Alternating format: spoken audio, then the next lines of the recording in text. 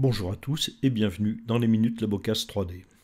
Aujourd'hui, je vous propose de découvrir l'application Occlusion Analyzer, nouvelle venue dans la suite logicielle de Medit. Nous allons en explorer ses fonctionnalités et évoquer l'intérêt de son utilisation. Si cela n'est pas encore fait, il va falloir installer cette app. Pour cela, cliquez sur Appbox dans la barre latérale gauche. Dans la fenêtre qui s'ouvre, on découvre l'ensemble des applications disponibles. Il suffit alors de cliquer sur Installer pour une installation totalement automatique. Une nouvelle icône est maintenant apparue dans la barre des applications, en haut de la fenêtre de MeditLink. L'empreinte optique n'a pas forcément une destination prothétique. Il faut considérer que c'est un document faisant partie du dossier médical du patient, au même titre qu'une radio panoramique. Faire une analyse occlusale, c'est observer la façon dont les deux arcades s'engrènent. Observer la qualité des contacts statiques en OIM, mais on peut aller plus loin grâce à l'enregistrement dynamique des mouvements. Cela permet à ce moment-là d'observer, là aussi, la qualité des contacts dans les déplacements mandibulaires, qu'ils soient libres ou guidés dans des mouvements de latéralité ou de propulsion. Toutes ces informations constituent donc une base de réflexion pour établir un état de santé ou de pathologie en fonction d'une symptomatologie associée, et de servir de point de départ donc pour l'élaboration d'un projet thérapeutique. C'est tellement simple avec ce type de média et beaucoup plus rapide que par les moyens traditionnels. En voici l'illustration clinique.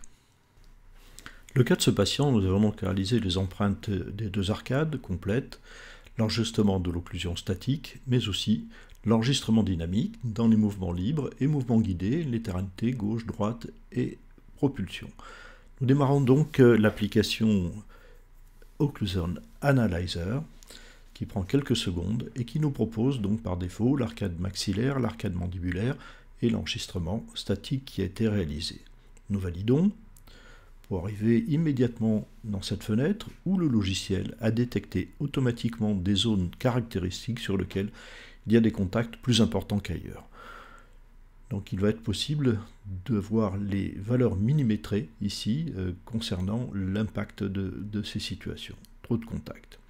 On peut organiser ou visualiser sous différentes formes. Nous allons lancer maintenant une analyse un petit peu plus précise des zones considérées. Nous avons trois coupes qui sont affichées ici. Nous voyons qu'on peut déplacer cette coupe et que dans la fenêtre en haut à gauche, nous avons la vue en coupe sous forme de silhouette de ce qui se passe dans cette zone. La zone ici en mauve est affichée dans la partie supérieure droite. Voyons qu'on peut orienter la coupe, la déplacer aussi par rapport à l'axe de l'arcade. Et également la troisième coupe qui concerne le surcontact dans la zone postérieure au niveau de 27-37. La coupe peut être orientée dans le sens vestibulo-lingual, mais également dans un plan frontal. On peut orienter là aussi le plan de coupe, donc la visualisation se fait dans les zones latérales. Prenons attention plus particulièrement sur une zone qu'il est plus important d'analyser. Nous avons ici remplacé simplement la silhouette par une vue tridimensionnelle. Nous allons réorganiser les fenêtres en augmentant donc la fenêtre de la vue en coupe, qui peut être agrandie ici.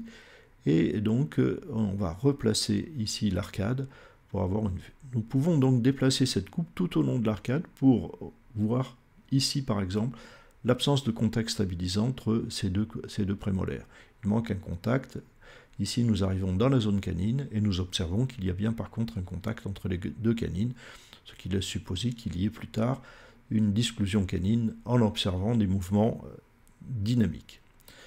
Donc on peut rapprocher, continuons à déplacer cette coupe le long de l'arcade pour vérifier tout au long, absence de contact par contre dans le secteur antérieur, et nous revenons sur la partie complètement opposée, sur l'autre zone de contact forcé. Donc c'est très simplement qu'il est possible d'arriver à voir tous ces détails, impossible bien sûr à voir en bouche. Maintenant passons à l'utilisation des enregistrements dynamiques, ce qui est encore plus intéressant et quasiment impossible à voir autrement qu'en ayant fait un montage à l'articulateur d'émoulage. Nous voyons ici dans une latéralité du côté gauche qu'il existe du côté droit, donc côté non travaillant, des contacts ici entre les deux molaires postérieures, c'est-à-dire qu'il existe dans cette zone une interférence occlusale. On peut l'observer également sur cette vue avec les arcades en plan, en vue occlusale. Et là, lorsque l'on fait déplacer le curseur, on voit les contacts se produire. Nous souhaiterions dans cette situation, puisque c'est une disclusion du côté gauche, avoir des contacts côté gauche uniquement. Latéralité droite. Ici, donc, nous déplaçons un petit peu en dehors de l'espace fonctionnel, puisque ça vient en inversion d'occlusion, mais nous voyons que dans le cas du guidage, il y a bien une disclusion qui se fait du côté non travaillant. Donc ici, nous avons un rapport satisfaisant, si j'ose dire, dans cette situation. À nouveau, l'examen sous tous les angles permet de visualiser l'intégralité du mouvement. Une vue en coupe au niveau des canines nous montre qu'il y a un petit guidage canin qui est sans doute complété par un guidage au niveau des prémolaires et qu'il y a bien une disclusion du côté opposé. Donc il est possible de faire déplacer ces curseurs. Maintenant, nous revenons sur notre latéralité du côté gauche avec une coupe au niveau de la canine et une coupe qui va être visible au niveau de l'interférence. La coupe ici en violet. Donc déplacement, on voit ce qui se passe ici du côté de la canine. Le guidage se fait en fait au niveau des prémolaires, alors que du côté opposé, nous avons effectivement des contacts qui se font contact interférent dans la zone postérieure, dans le secteur 4. Arrêtons-nous un instant sur cette vue pour illustrer le fait qu'il est possible de pratiquer des mesures entre les deux silhouettes que l'on voit ici dans la partie droite de l'écran. Il suffit de placer un point sur chaque silhouette et la distance s'inscrit automatiquement. Donc on peut pratiquer ces mesures à n'importe quel endroit de l'arcade entre les deux coupes. C'est pratique pour évaluer des fois un surplomb, par exemple au niveau antérieur. Dans l'affichage, on peut jouer sur les transparences et ainsi observer à travers l'image du maxillaire les contacts qui se produisent sur l'arcade mandibulaire. Passons à un autre cas clinique où là aussi le logiciel a détecté des points remarquables de contact, de surcontact et affiché donc les coupes correspondantes au niveau de la canine et au niveau des zones postérieures dans les zones donc de 30 et 20, les secteurs 20 et 30. L'occlusion dynamique ici va être également intéressante à observer. Nous allons placer le plan d'observation au niveau de la canine et voir que dans ce mouvement, nous avons bien un guidage canin qui se fait. Nous voyons que les deux canines coulissent les unes contre les autres. Nous allons également réaliser ceci dans le mouvement de propulsion et voir ici aussi que le guidage se fait entre l'incive mandibulaire sur la face palatine de l'incive maxillaire. Dans tout ce qui vient d'être montré, nous voyons la simplicité et surtout l'immédiateté dans laquelle toutes ces observations peuvent se faire, ce qui serait évidemment impossible avec les moyens traditionnels. Par exemple, une telle carte occlusale, pour être conservée, nécessite la prise de photos. Quand il s'agit de discriminer l'importance des contacts, l'utilisation de diverses épaisseurs de papier articulé est nécessaire.